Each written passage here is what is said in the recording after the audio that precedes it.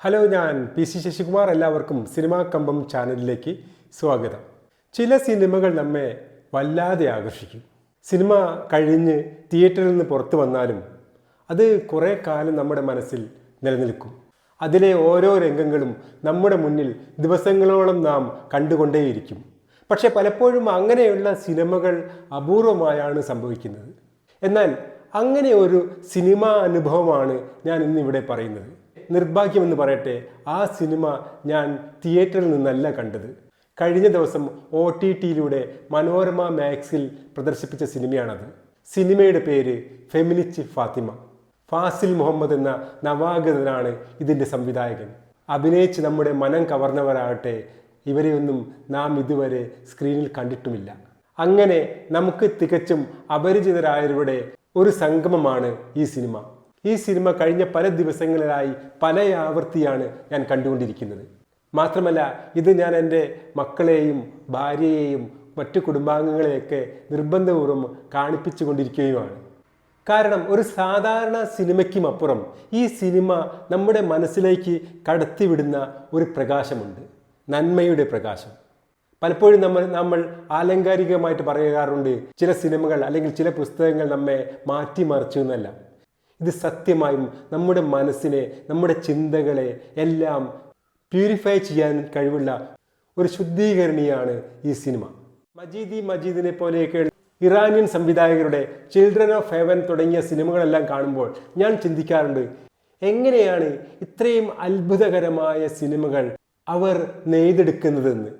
എന്നാൽ ഫാസിൽ മുഹമ്മദിൻ്റെ ഫെമിനിസ്റ്റ് ഫാത്തിമ കണ്ടപ്പോൾ എനിക്ക് തോന്നിയത്, ലോകം മുഴുവൻ കൊണ്ടാടുന്ന മജീദിൻ്റെ ചിൽഡ്രൻ ഓഫ് ഹെവൻ എന്ന സിനിമയേക്കാൾ ഒരു പടി മുന്നിലാണ് നമ്മുടെ സ്വന്തം ഫെമിനിസ്റ്റ് ഫാത്തിമ എന്നാണ്. ഇതിൽ സ്നേഹമുണ്ട്, നന്മയുണ്ട്, ആരെയും വേദനിപ്പിക്കാത്ത എന്നാൽ മാറ്റിമറയ്ക്കാൻ കഴിയുന്ന രീതിയിലുള്ള വിമർശനവുമുണ്ട്. വളരെ ലളിതമായ ഒരു സബ്ജക്റ്റാണിത്.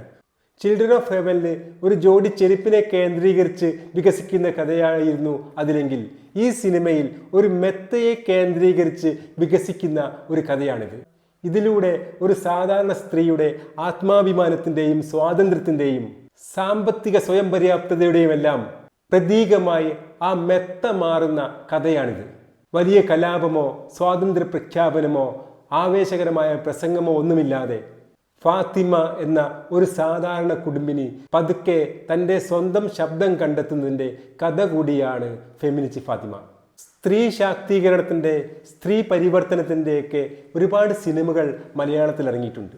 ജയഹോയും ദ ഗ്രേറ്റ് ഇന്ത്യൻ കിച്ചണുമെല്ലാം അതിന് ഉദാഹരണമാണ്. എന്നാൽ അവിടെയൊക്കെ സ്ത്രീ പരിവർത്തനം നടക്കുന്നത് ഒരു പൊട്ടിത്തെറിയിലൂടെയും കടുത്ത ചെറുത്തുനിൽപ്പിലൂടെയും കൂടെയൊക്കെയാണ്. എന്നാൽ ഈ സിനിമയിൽ അതൊന്നുമില്ലാതെ തികച്ചും ഓർഗാനിക്കായി പുഞ്ചിരിയിൽ പൊതിഞ്ഞ പരിഹാസം തീർത്ത ആഡംബരങ്ങളില്ലാത്ത സ്ത്രീകളുടെ ജീവിതം പറഞ്ഞുകൊണ്ടാണ് ഇവിടെ സ്ത്രീ ശാക്തീകരണം നടക്കുന്നത്. ഒരു മതത്തിൻ്റെ ഉള്ളിലെ അനാചാരങ്ങളും അന്ധവിശ്വാസങ്ങളും സ്ത്രീ സ്വാതന്ത്ര്യമില്ലായ്മയും തുടങ്ങി എല്ലാം തന്നെ ഇവിടെ പരാമർശിക്കപ്പെടുന്നുണ്ട്, വിമർശിക്കപ്പെടുന്നുണ്ട്. എന്നാൽ ഫാസിൽ മുഹമ്മദ് അതെല്ലാം നിർവഹിക്കുന്നത് കടുത്ത വിമർശനത്തിലൂടെ തൻ്റെ മതത്തെ കൂട്ടിൽ കയറ്റിയല്ല. പല അടരുകളുള്ളതാണ് അദ്ദേഹത്തിൻ്റെ പരിഹാസങ്ങൾ. മതത്തെ കുറ്റപ്പെടുത്തുന്നില്ലെങ്കിലും കാലത്തിനൊത്ത് അത് സ്വയം പുതുക്കേണ്ടതിൻ്റെ ആവശ്യകത അദ്ദേഹം ചൂണ്ടിക്കാണിക്കുന്നുണ്ട്. ഇതിലെ കഥാപാത്രങ്ങളാകട്ടെ പല നിലപാടുകൾ പ്രതിനിധീകരിക്കുന്നവരാണ്. ഇതിലെ നായകനായ മദ്രസ അധ്യാപകനായ അഷ്റഫ് കടുത്ത പരമ്പരാഗതത്വം പുലർത്തുന്നവനാണ്. എന്നാൽ മറ്റൊരു ഉസ്താദാവട്ടെ കാലത്തിനൊത്ത് മാറണമെന്ന് ചിന്തിക്കുന്ന ആളും കൂടിയാണ്. ഇതിലെ അയൽക്കാരിയായ സുഹറ തുറന്ന മനസ്സുള്ളവളാണ്.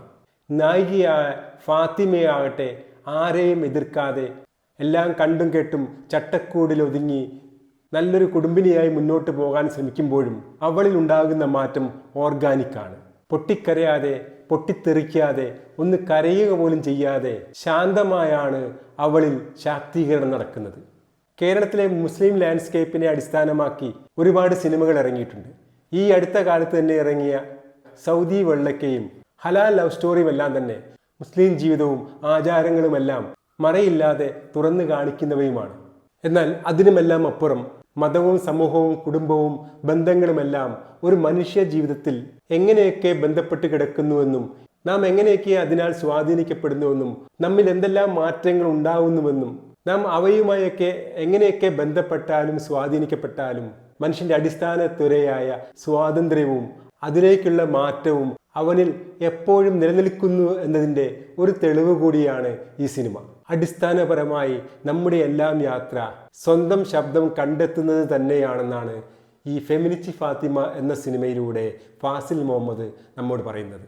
അങ്ങനെ അത്ഭുതപ്പെടുത്തിയ അതിമനോഹരമായ ഒരു കവിത പോലെയുള്ള ഒരു സിനിമയാണ് ഫെമിനിച്ചി ഫാത്തിമ. നിർഭാഗ്യവശാൽ ആ സിനിമ നമ്മുടെ സമൂഹം വേണ്ടത്ര ശ്രദ്ധിച്ചിട്ടുണ്ടോ എന്ന കാര്യം സംശയമാണ്. ഫാസിൽ മുഹമ്മദ് എന്ന പേര് മലയാള സിനിമയ്ക്ക് ഇനി ഒരിക്കലും മായ്ക്കാൻ കഴിയില്ല. അദ്ദേഹത്തിന് എല്ലാവിധ ആശംസകളും സിനിമാ കമ്പം നേരുന്നു. ഈ വീഡിയോ ഇവിടെ അവസാനിക്കുന്നു. ഈ വീഡിയോ ഇഷ്ടപ്പെട്ടെന്ന് കരുതുന്നു. ഇഷ്ടപ്പെട്ടാൽ തീർച്ചയായും ലൈക്ക് ചെയ്യുക. പുതിയൊരു വീഡിയോയുമായി വരുന്നവരെ എല്ലാവർക്കും സിനിമാ കമ്പത്തിൻ്റെ നമസ്കാരം.